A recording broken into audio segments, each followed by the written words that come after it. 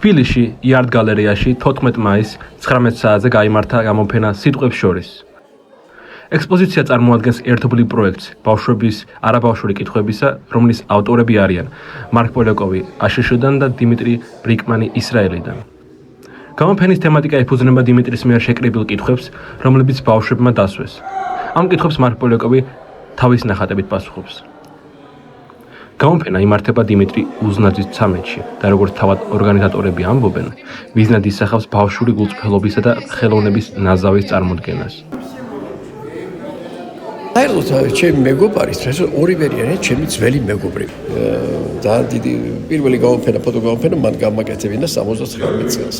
დიმა მუშაობს დიმაზე საუბარი. მას აქვს წელი ციკლი ასეთი ბავშვური და არაბავშვური შეკითხვები. უფროსებს მიმართავს მერეთ, უსვავს ამ ბავშვურ კითხვებს და ეს უფროსები პასუხობენ. ეს ყველაფერი YouTube-ზე იდება და 1-200 კაცი ყავს ასე ჩაწერილი, ძალიან კარგი, მათ შორის რობერტ სტუროაც არის. თუ თქვენი მონამუშლის არის, რა თქმა უნდა.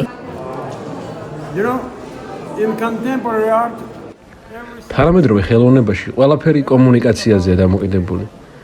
მე როცა დავიწყე კომუნიკაცია დიმასთან, მე ვიპოვე ნამდვილი მეგობარი და ამ მეგობრებმა ყველაფერი სხვა შთააგონა.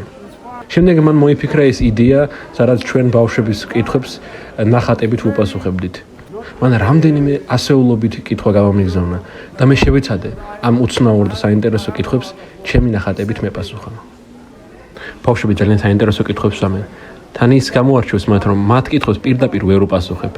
უნდა გამოიყენო მეტაფორები, ალუზიები. ჩემი საყვარელი კითხვა დამისვა 15 წლის გოგომ. მან მკითხა, ვინ არის იდეალური ადამიანი? და მე ვუპასუხე. გოეთე.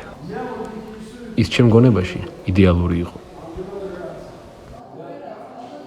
პროექტი აერთიანებს 3 ქვეყანას, 3 არტისტს და 3 განსხვავებულ პერსპექტივას ერთ სივრცეში.